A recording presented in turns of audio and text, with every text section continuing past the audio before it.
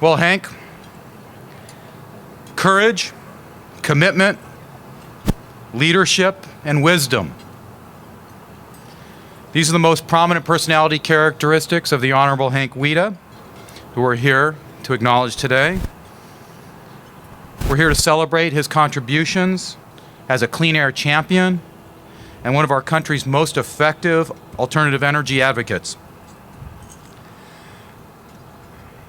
This, Hank, is a most deserved honor, and the Fuel Cell Seminar and Energy Exposition's Lifetime Achievement Award, the very first time that this award has been ever bestowed upon anyone. And it's going to you, Hank. We're setting a very high bar. I'm not sure we'll ever find anyone as deserving, and let me tell you why.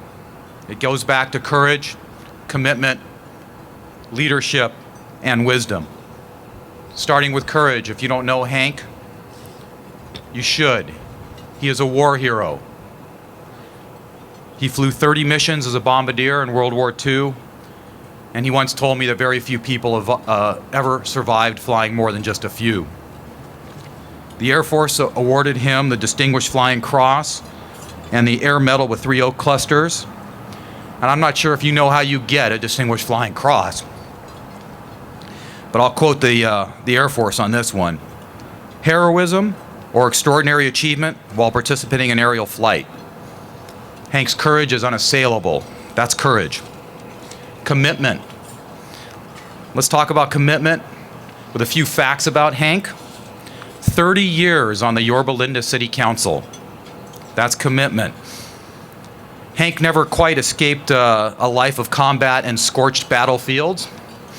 With 30 years on the Yorba Linda City Council, 5 years as mayor. He was the president of the Southern California Association of Governments. He was also the chairman of the South Coast Air Quality Management District. And that, my dear friends, is the sign of commitment. Let's turn to leadership. Hank, I define leadership as people who are willing to make those tough, right decisions in the face of extreme criticism because they know they're right. I'm not sure if you guys know this, but Hank once described himself as a Pete Wilson Republican. And he once said, I drew this off the internet, I love the internet, I guess I dislike regulations as much as anybody else. But he added, we learned that you can't rely on people to clean it up themselves. They all had the opportunity to do it, and they didn't do it. That's why we have established, that's why the AQMD was established. As the chairman of the South Coast Air Quality Management District, Hank stood up as a leader, recognizing the need for additional regulations to clean up our air. He knew it was costing the lives of Southern Californians. He knew that the leadership was necessary in order to protect the public health, in order to move us forward on technologies that were going to clean up our air, and eventually, it turns out, save our planet. That's what I call leadership. So let's turn to the fourth and final characteristic, wisdom. Well, when I first met Hank, I visited his house, and I immediately saw that every room was filled from the floor to the ceiling with books. It was a very comforting feeling. It's exactly what my mother had, floor to the ceiling books, 10,000 books when she passed away. Hank has done a very good job getting rid of a lot of those books, but he read virtually every page of every one of them. And certainly one of the smartest people you'll ever encounter. And literally a rocket scientist at the U.S. Naval Weapons Lab at China Lake. But we're here to celebrate the wisdom that Frank had because of his visionary support for the development of fuel cell technology. He was the chairman of the North American Clean Air Alliance for Zero-Emission Vehicles. He co-founded the Fuel Cells for Transportation, vice chair and director of Hydrogen 2000, member of the U.S. Department of Energy's Hydrogen Technology Advisory Panel, and longtime president of the California Hydrogen Business Council. Hank quite simply got out in front of the fuel cell technology issue long before any of us had completely understood its potential, and its need. He's why we can have a conference like this. He's why all of us are here. It simply wouldn't have happened without Frank's leadership and vision. Now, this isn't the first award that Hank's received in his brief 91 years on this planet. In 2003, the South Coast Air Quality Management District awarded him a Leadership in Government Award. In 2006, he received the National Hydrogen Association's Meritorious Service Award. In 2009, the California Air Resources Board, I don't know, Alan, was that you? In 2009, California, you were probably the chair of the Air Resources Board at that time, weren't you? No, you weren't? Okay, so that wasn't you. Okay, the highest award that the California Air Resources Board awards is the Haagen-Schmidt Award, and Hank was awarded that in 2009. And then 2014, Coalition for Clean Air, an organization dear to my heart, gave Hank a Lifetime Achievement Award. So this is a little bit of a repeat in terms of a Lifetime Achievement Award. I thought we did a pretty good job when we gave him a Lifetime Achievement Award last year, but I think this time we're really going to get it right. The Fuel Cell Seminar and Energy Exposition wrote that the Lifetime Achievement Award celebrates the sustained effort of an individual, the subsequent body of work, and the impact on the lives of others now and for years to come. And if you look at this award, it's inscribed with the phrase, in recognition of a lifetime of inspiration, outstanding achievements, and exceptional contributions. So ladies and gentlemen, please join me in acknowledging and congratulating the Honorable Hank Wedaa for receiving the first ever Fuel Cell Seminar and Energy Exposition Lifetime Achievement Award. Congratulations, Hank.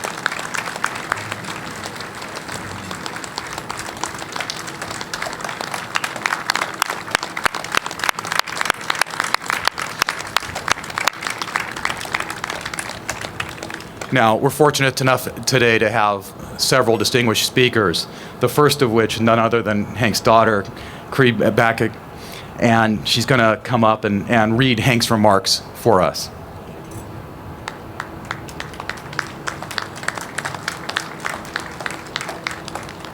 So, thank you. Daddy, Hank, prepared a speech, and I'm going to read it to you guys. So, foremost... Oh, wait, you have to put the hat on, Cree. Oh, right. Call me Hank. So, the new Hank is here. Foremost, this is an unexpected honor. I want to thank the Fuel Cell Seminar Board for this award. I accept this honor on behalf of many of the unsung heroes who have been working in the fuel cell and hydrogen trenches for many, many years, who have successfully advanced these technologies to their current status. A few examples of esteemed companies and agencies that have been active for the last 20 years or more would include Ballard Power Systems, Fuel Cell Energy, the U.S. Department of Energy, Plug Power, Hydrogenics, and the South Coast Air Quality Management District. I would also include in this list two companies that played major roles but unfortunately have had to drop out for various reasons: United Technologies and Stewart Energies. For me to attempt to name all individuals who have assisted in the development of fuel cell and hydrogen technologies would be sheer folly on my part. However, you all know who you are.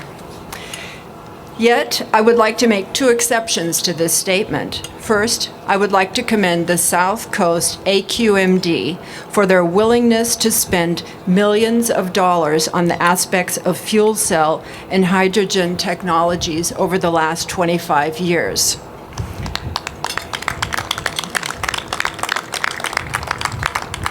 This was in the interest of the residents of Southern California to provide cleaner air for them to breathe, thereby improving their overall health within the workplace as well as in their home. Second, I would like to commend three individuals whom I know from personal experience who have also made major contributions in the early stages of fuel cell and hydrogen activity at the South Coast AQMD. I would like to acknowledge these members, whom many of you may know: Dr. Jim Lentz, Dr. Alan Lloyd, and Mr. John Leonard.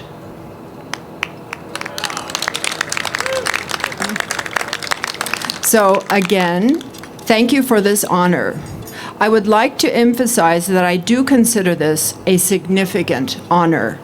To whatever extent I have been successful, I could never have done it without the help of many, many individuals, some of whom are present today. So, Hank divided his speech into 3 sections. The first section, disruptive technologies, air quality, and status quo. I was recently organizing my books with the goal of eliminating many of them when I came across a report dated February 1994, issued and sponsored by the South Coast AQMD, summarizing the results of an international conference on fuel cells. The primary focus of this conference was on the applications of fuel cells to achieve state and federal air quality goals. My cover letter for this report opens with the following sentence: "Continuing air pollution problems in urban areas dictate the pressing need for near-zero emission technologies to restore healthful air quality while sustaining economic growth." Today, 21 years later, I would not change a word. I think fuel cells are still a solution for our long-term air quality problems. There is a wide potential for the application of fuel cells over a broad spectrum of every one of our everyday activities. As fuel cells move more into the open market, they are becoming well known for their ability to generate clean electricity with near zero emissions. Once the industry has a full appreciation of their value from all points of view, the use of fuel cells will expand rapidly. In thinking about what I should say during this short period allotted to me relative to the future of fuel cells, I considered a number of topical areas. Number 1, the role of fuel cells as an innovative yet disruptive platform of technology. Number 2, the role of fuel cells as it relates to air quality. And number 3, the role of fuel cells from a status quo point of view. Each of these 3 topical areas will be discussed briefly. So, fuel cells as an innovative yet disruptive platform of technology. Sir William Grove, as you all know, discovered fuel cells in 1839. They were largely ignored for many years due to their expense. Only in the last 30 years or so have people finally believed that they could be competitive with oil. At that time, the process of transition from oil to natural gas fuels and energy-generated technologies were being worked on extensively. Prior to oil, coal had been the leading source of energy, and it remained so for many years. One of the historical lessons to be learned from this is that the transition period from one energy source to another required extensive periods of time for development. The fuel cell has undergone an extensive amount of time to bring it to its present status, and it will continue to require a great amount of additional works for many years to come. Previous transitions have come about because of new technology and applications, changing costs and prices, concerns about energy security, and emission control systems. Today, the big opportunity for change is the major issue of global climate change. The emissions must be reduced in the interest of clean air for our residents to breathe. Thus, the solar energy systems, fuel gas and shale oil, and fuel cells of all kinds are in the process of change. The solar energy developments move much slower than other sectors of technology because of its massive scale and ubiquity within our society. This is because of the amount of dollars invested, the fact that infrastructure like power plants last so long, and the long-term interdependence of the whole system. Many of the costs of alternative energies in recent years have been decreasing. The development of wind energy is also moving along rapidly, as is the development of batteries, which store electricity. An example of how much batteries have improved in recent years is the application of the lithium ion, I'm not a scientist, battery to the Tesla vehicle, which is able to avoid the problems associated with oil and gas. This did not achieve success until after Sony used the technology in the 1990s. At that point, lithium became the replacement battery and soon became ubiquitous. I can never say that. This shows that new technology takes a long time to transition from one resource to another. Historically, it usually takes 50 years to make a transition, or perhaps even longer. Those who expect rapid transition to occur overnight simply do not understand the complexities of the transition process. After all, when we talk about transition, we are talking about global transition as opposed to a limited area. However, when technology finally reaches the goals of affordability, it takes off with a bang and pretty much everyone starts using it. In fact, it has already started in forklifts using the proton exchange membrane fuel cell as a power source. Number 2, fuel cells as it relates to air quality. In 1988, Dr. Alan Lloyd, chief scientist, and I, as a member of the governing board, joined the South Coast AQMD. We had previously known each other in the 1970s from our other activities with Dr. James N. Pitts, Jr., director of the statewide air pollution laboratory at University of California, Riverside. When we heard about fuel cells, we both became hooked and decided to push the technical area by spending millions of dollars at Ballard Power Systems to build prototype stationary models and mobile units of fuel cells in a school bus. The responsibility of the South Coast AQMD is the control of emission sources from stationary power plants of all kinds in the state of California. The control of all mobile sources throughout the state was centered in the California Air Resources Board. Our concern was that we were both responsible for assuring that our activities at the AQMD would lead to reduction in emissions from these and other types of sources. While the AQMD has been around since the 1960s, the goal has always been to reduce the emissions in the South Coast AQMD basin area. This was both a federal and state goal. While there are other methods of reducing emissions, they could not always be reduced to the necessary levels because of current technical inabilities to get to the required levels. Thus, emission reduction goals were established to clearly identify requirements of new health standards. This led to the establishment of newer technologies to meet upcoming goals by industry with the assistance of the AQMD technical staff. The employers had to develop new systems for reducing emissions. Every couple of years, the employers were given new goals dependent upon building new and realistic emission control systems. In effect, they were developing new technology systems every 3 years or so that the technical people at the AQMD would be able to pass new, realistic regulations based upon developing technologies. This helped reduce undesirable emissions in the basin. We recognized early on that the implementation of the stationary emission control systems would not be enough for any given period. The reason for this was that the emission levels could be reduced from stationary sources even more than from mobile sources. Hence, there were bigger opportunities to reduce the emissions from stationary sources as opposed to mobile sources from trucks, buses, automobiles, etc.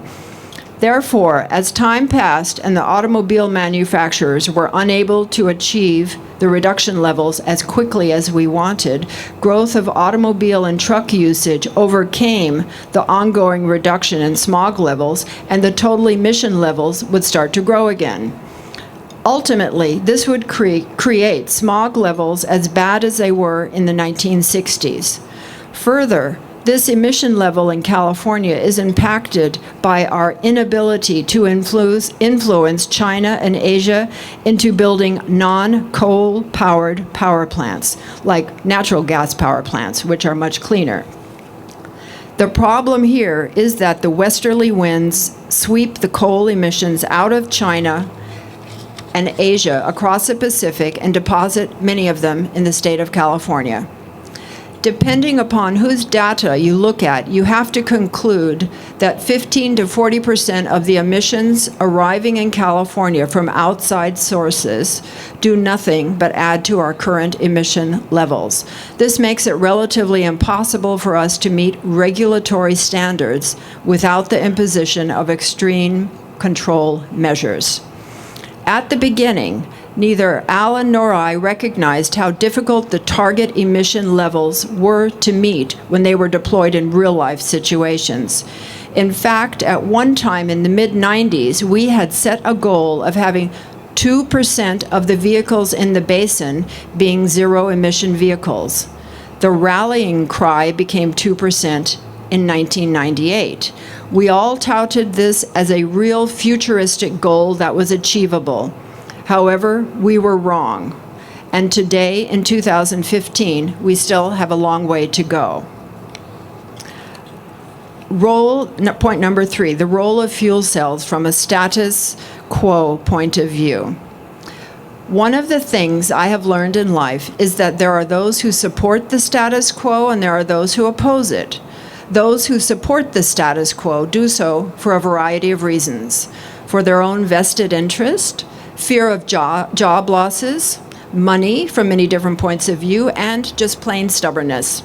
Many of those who wish to change the status quo do so for similar reasons, but external forces also motivate them.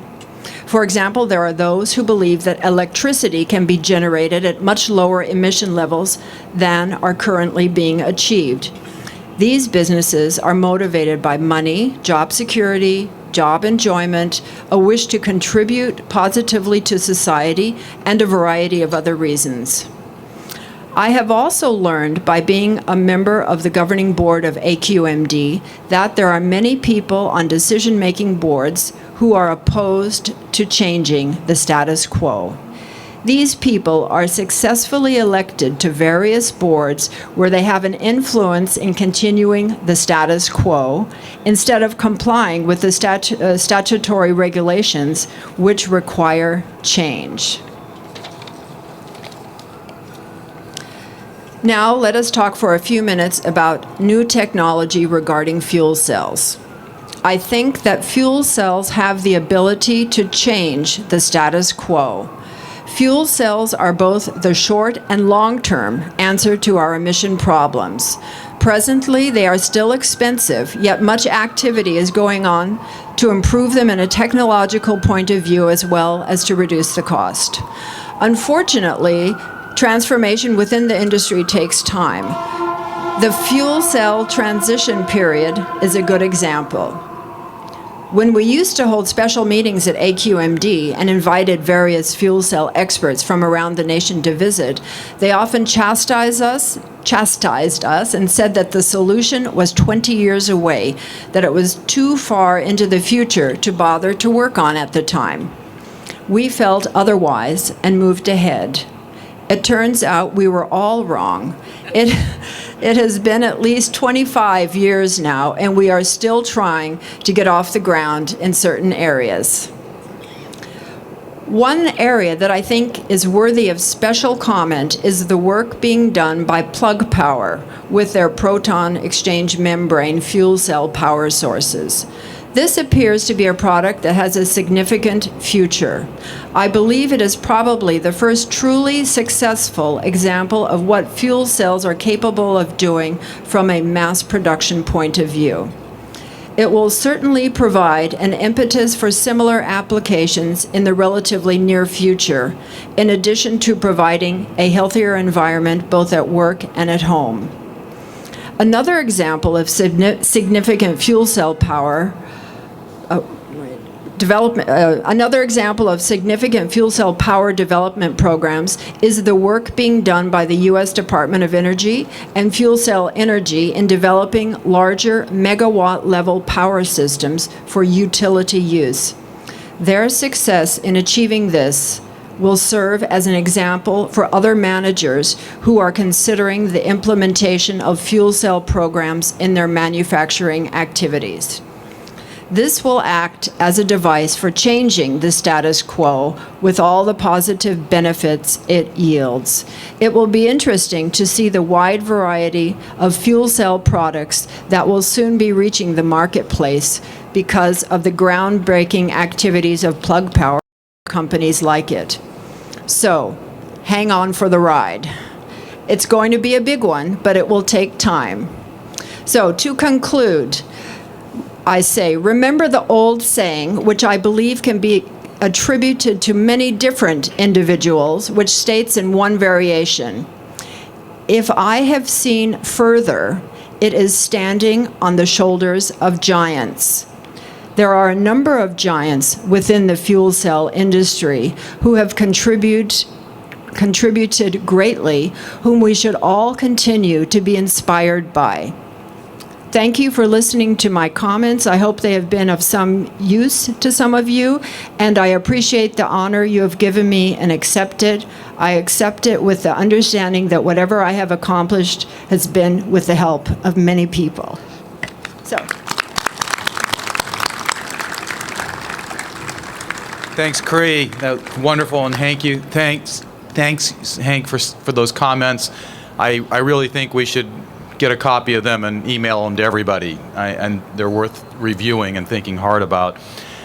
They did remind me, though, at South Coast AQMD, one of the major achievements while you were the chair was the establishment of the Reclaim program, which is a cap-and-trade program to try to limit the amount of SOx emissions and NOx emissions from stationary sources. And Hank, come to the first Friday in December, we're taking up Reclaim and a very controversial proposal to shave a lot of NOx emissions from stationary source cap. And I want to thank you so much for that. It'll probably be a 10-hour day. Nonstop testimony. Well, now we're going to bring up the former Cal EPA Secretary. Yeah, that one, not the other one. Former chairman of the California Air Resources Board, my good friend, Alan Lloyd.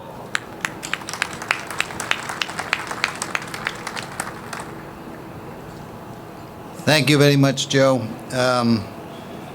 Again, Hank, I'm always amazed at your ability to put all that together. I would only change one word in your talk, and I think on reflection you probably would recognize that.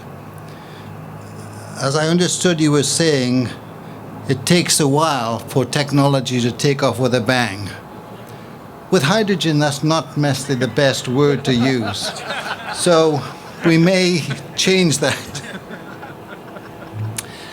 Well, it's my pleasure to be here and honoring Hank, having worked with him, as he said, when I was out at the University of California, Riverside. Hank was a program manager with Northrop looking at the expansion environmental impact statement for LAX and subsequently Ontario.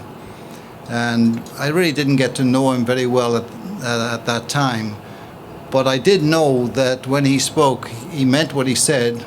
He never forgot what he said, and he never forgot what he asked. So it was my good fortune that in 1998, when I got appointed chief scientist, Hank was on the board and later became the chair. And unfortunately, I thought I had this little blue book with me, but I don't. But yeah, well, this is the blue book, which when you worked with Hank, you realized, well, maybe put it aside. Quickly began to realize when you worked with Hank, he was full of ideas, and again, a real pleasure to work with a real gentleman. but a very smart guy. And as Joe was saying, I'll embellish a little bit on the courage also. But as we were working through the stuff, staff would be preparing remarks for the board, and Hank would come and say, well, Alan or Dr. Lloyd, whatever he chose to say there, he said, I'd like to make a presentation so-and-so, and I'd like this to be stressed and whatnot. So, yeah, you'd go away and you'd think about it. Well, a week later, he'd come back and saying, well, how is that coming? You promised to get that to me there. And he had everything written down in this little book. So I actually had a book which tells me what he was requiring in mid-90s. But unfortunately, I put it in a safe place. At my age now, I can't remember where I put it. So someday I'll find it. I think I had also the pleasure of coming to the South Coast when it had money in terms of technology advancement office, and Dr. Matt Miyasato is doing a great job administering those funds now, many more than we had at that time, but we were able to leverage that. So I think in that effort, looking globally for the type of technologies that could work in the South Coast was very important. And it allowed us to research fuel cells, also allowed us to travel, as I mentioned this morning. And I think, as Hank mentioned, they're going up to Ballard, seeing first of all their fuel cell turn on some lights, then many years later going on and driving their fuel cell bus with this amazing contraption that essentially Ballard had put together, and Neil Otto had come up with this plumbing which you could never replicate, but it worked. We visited the companies over here, IFC, FC, I don't think we visited Plug, and also to Stuttgart to see what was going on, very important. Then, as Hank referred to this Long Beach conference, because Hank had a very famous saying within the group there, well, we're talking about cutting emissions. He said, well, why do we waste time going through the intermediary? Let's cut to the end game. And what he essentially meant cutting to the end game was getting to fuel cells and clean hydrogen. The other piece of that I remember, I think Hank led a program there to look at electrification, because I think it was Southern California Associated Governments wanted to electrify, I think, railroads down in the Bay Area. And Hank maintained it doesn't make any sense to have overheads. You basically need to, otherwise you have to raise bridges, etc. So in conjunction with DOE, I think Dr. Patel at that time, and in conjunction with Arthur D. Little, we developed actually, and I think it was JPL was involved, a very nice proposal to DOE to look at putting fuel cells in locomotives. Unfortunately, one of the middle managers at DOE basically didn't think that should be approved. But it was showed the type of leadership that Hank wanted and was pushing in those areas there. Having traveled with Hank, you remember a few things. His ability to remember what was going on, his ability to appreciate the technology and how it could be brought to bear here. But also, if you're traveling with him, you were to get up early every day to take a walk before breakfast. And that's why I think Hank has lived so long there. He was there. The other part, when you traveled around, Hank would always have this big case. And we checked in, and after a while, I said, Hank, why have you got such a big case? Well, it was just what Cree mentioned, other people mentioned. He'd go to these bookstores, and he'd buy up 5 or 6 books. And so I said, when are you going to read them? Well, he said, I'll read them when I retire. So I'm glad to hear that you're getting through the stock, although apparently you're eliminating some of the stock as well. The other part, I'm supposed to give you a few funny stories on Hank. In going through Germany, and Bob Rose was there, and Dr. Berg, and we'd be going through these cities on the train, And Hank was saying, "Oh yeah, I was here. I bombed that city. Yeah, I bombed it. Yeah." So we did get out alive. But of course, now Cree is a strong resident in Munich, I think, and other places. But it was really, really funny and very poignant one time going into the bar in Stuttgart and Hank wanting them to play Lily Marlene. So we have a lot of good memories of what was going on. Another funny part I remember, he was a gardener, I was a gardener, walking through one of the parks in London and actually stealing some of the seeds from a very tall hollyhock, which we were able to bring back and grow here.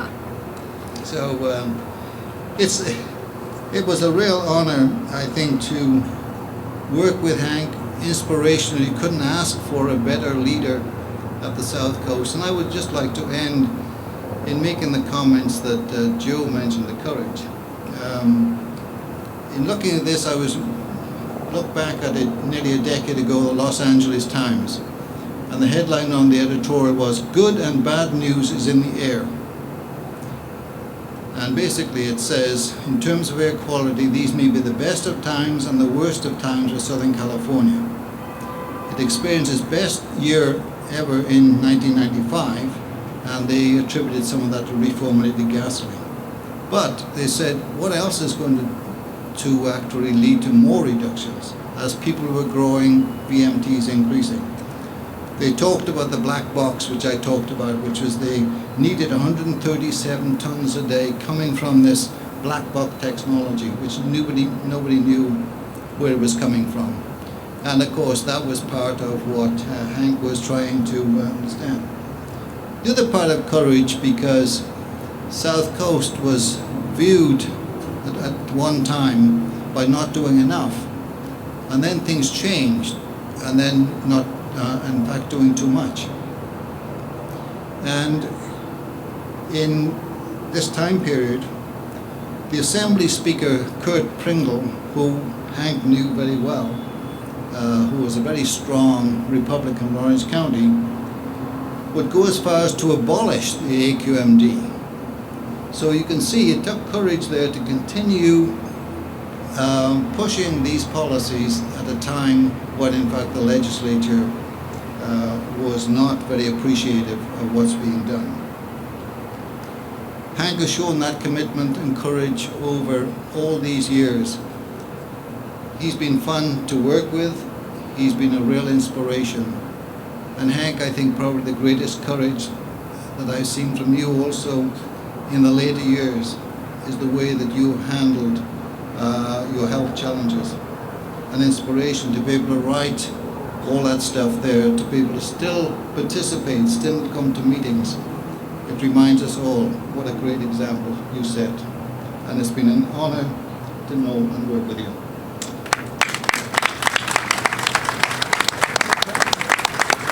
Thank you, Dr. Lloyd. Now it's my pleasure to introduce the other former Cal EPA Secretary, another good friend of mine, Mr. Terry Tamnen.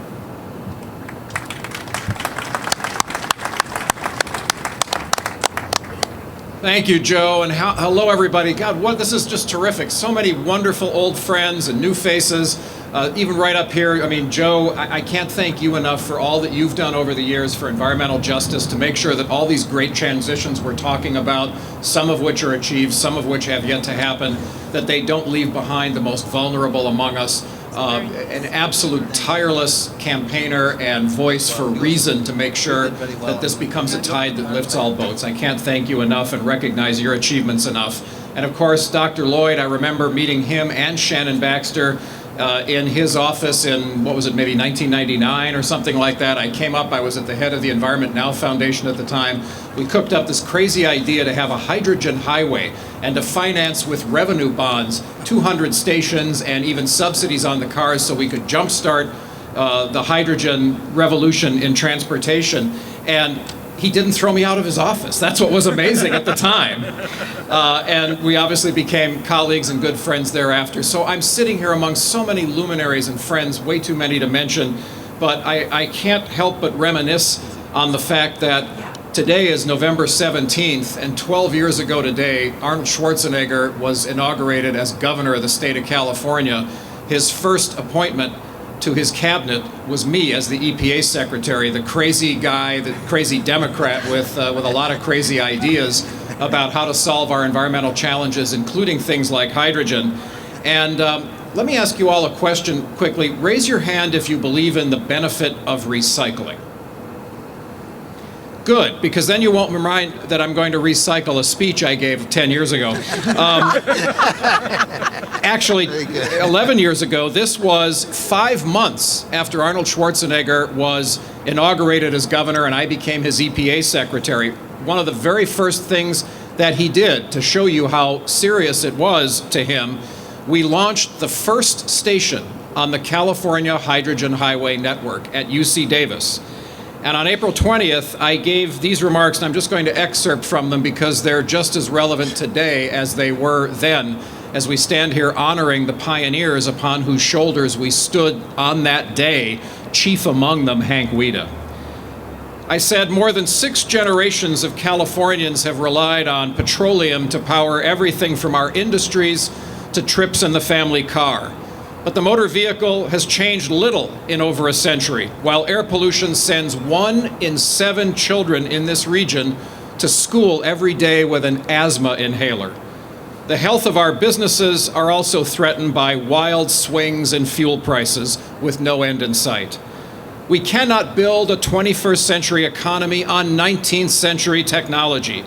4 decades ago, President Kennedy's bold leadership sent Americans to the moon using hydrogen and fuel cells.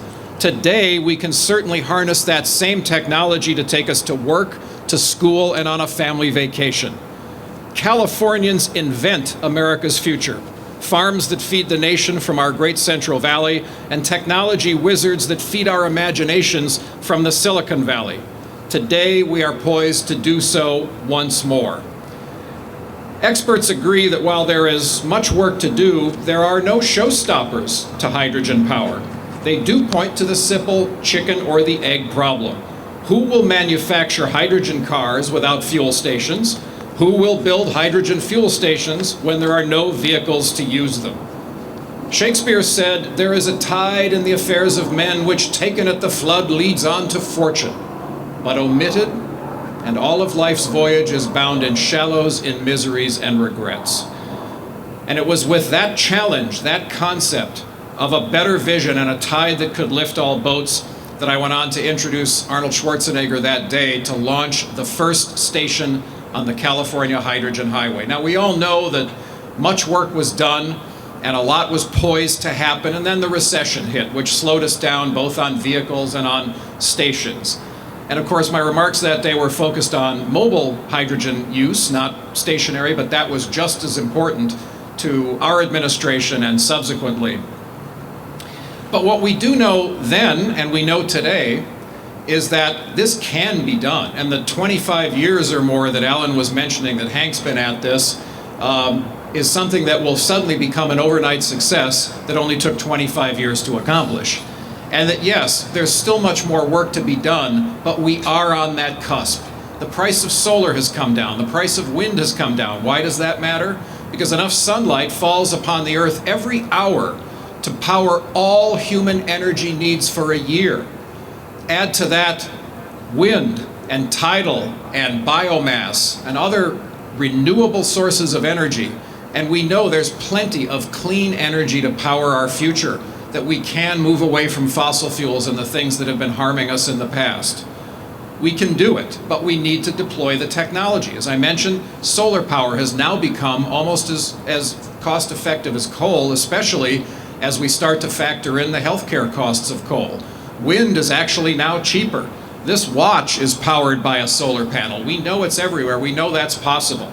And why does that matter to hydrogen? Because obviously we can store much of that energy as hydrogen. And when people say, well, look, it's going to take energy to break hydrogen out of the things like water that it's in, or even biomass that you can make hydrogen from and so forth, and that water is now an even more scarce supply here in places like California and all over the world where energy is needed, how are we going to find that energy and how are we going to find that water? Well, think about this. Those of you that are scientists already know that there's enough hydrogen in a gallon of water to power your car the same distance it goes on a gallon of gasoline. So when you see an amount of water, think that's the same amount of gasoline. Well, the hydrogen that's embedded in the sewage that we dump into the Santa Monica Bay every single day from the Hyperion sewage treatment plant alone could power the entire United States transportation fleet. Now, what that tells you is, of course, you're not going to make all the hydrogen in one place, but that every city starved for revenue could turn their sewage treatment plants into hydrogen production stations and take that hydrogen and not eliminate the fossil fuel companies that are marketing fuels to us today. Instead, give them that domestic source of a transportation fuel. Let them mark it up. Let them sell it at their stations, their fueling stations. Why not? Let's include everybody. We can do this. So where does the energy come to convert all of that water into hydrogen if we've got plenty of water? Well, from things like solar and wind, which tends to blow at night. I don't know if anyone is here from the independent system operator, but they'll tell you that every night, just about every night, excess wind power that is generated in California that can't be used is actually zapped into the ground because nobody wants to turn off that tap. Nobody wants to discourage more deployment and development of wind power, but we can't actually use it all. Imagine if instead at night we use that nighttime power, that clean nighttime wind power, to electrolyze that wastewater from Hyperion and other places and turn that into hydrogen to put back through stationary fuel cells for electricity in the day or even as a mobile fuel. It can be done. And we know that the technology for vehicles is here too. I drive a Honda Clarity, I've driven the F-Cell, I've driven all the different cars that are coming out from the manufacturers, which again were only delayed by the downturn in the economy. And no offense to Tesla and no offense to batteries, but we know that batteries are heavy and there's problems with their cost and their disposal and the charging times. There are certain laws of physics you can't fool. It takes me about 7 minutes to refuel my Clarity to go another 250 or 300 miles. You know how long it takes to recharge batteries when they're dead, even with a fast charger. And of course, again, the system operator and many utilities are worried that if many of us in some of these neighborhoods all installed fast chargers overnight for our Teslas, it would crash the grid, at least locally. So again, no offense to Tesla, no offense to battery cars. What we're talking about is electric cars, but making the energy source something that is easier to create and develop and deploy, like hydrogen, than batteries. You know, there's a funny quote in the movie Butch Cassidy and the Sundance Kid, where Butch Cassidy is riding a bicycle and he says it's the future and his friends all laugh at him and he says, you know, sometimes I think only I have vision and the rest of the world wears bifocals. Well, I know that very often that's how many of you might feel, because it seems like we're always pushing a rock uphill when it comes to explaining some of these basic economics and basic practical transitional opportunities and changes that we can make to our society. But the truth is, you know it can be done, and you know we're on the cusp of this great hydrogen revolution. And where Shakespeare said that there's this tide in the affairs of men, which taken at the flood leads on to fortune, it doesn't happen by itself. It only happens because of great leadership and vision from people like Hank Wedaa. Now, on that day, from my recycled speech, I went on from those prepared remarks to introduce the governor, and I said 3 things about the governor, which in fact are relevant today because they're absolutely true about Hank Wedaa. I said that yes, we are afloat upon such a sea that Shakespeare talked about at this moment to shape our destiny, but who has the strength to lift our ship of state on a tide of clean, renewable energy that will carry our economy into the 21st century and beyond? Who has the wisdom to set us on a course to protect our air, our water, our public health, and the health of our economy? And who has the vision to set sail toward our energy independence now? Of course, with that, I introduced Arnold Schwarzenegger. But today, I could just as easily say those very same things about our own Hank Wedaa. So please give him a great big round of applause.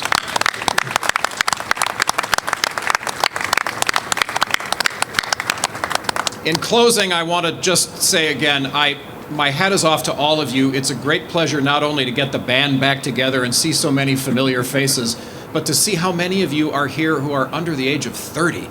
This is so exciting that there are people to pick up that torch and carry it, who will learn what us gray hairs have learned the hard way and pick up from the work that people like Hank and so many others here have done and take it into the next century. You know, Sheikh Yamani, the founder of OPEC, said, "The Stone Age did not end for a lack of stones, and the oil age will not end for a lack of oil." Even he knows and knew at the time that we would not be stupid enough and it would not be economically viable enough to take all of that oil out of the ground and burn it. And although oil prices are down today, the truth is we all know that over time, yeah, there's peaks and valleys, but that trend is always up. The availability is unreliable, the price is unreliable, and I know Alan can relate to this. As regulators, the one thing business always said, even as they were opposing regulation or fees, they would come in and say, all right, look, we understand there has to be a little of those things, but just give us certainty. Just give us certainty. Well, there's nothing more uncertain than a fossil fuel future. We can do this. Don't ever lose hope. Don't ever doubt that the work you're doing matters and that it does take many hands to make the work light. Or, to recycle a little bit more from my previous speeches, let me ask this. Who among us will be the first to say that I can live with a little less, that my children will have a little more? Who among us will be the first to say that my life will not only be measured by the balance of a balance sheet, but by the balance of clean air and clean water and healthy landscapes that I bequeath to my children? And who among us will be the first to answer the call to action that rang out across this land 5 decades ago when a president of these United States challenged us to ask not what your country can do for you, ask what you can do for your country? That is the credo that Hank Wedaa embodies every single day of his 91-year-old life, whether it was bombing Stuttgart or whether it was getting us all launched on the hydrogen highway and the future of our planet. I can't thank you enough, and I can't say to you how important that legacy is, and that all of you will be leaving one of which even William Shakespeare would have been proud. You should all be proud today for being here and for the work you're doing and recognizing the great vision and leadership of Hank Wedaa. Thank you.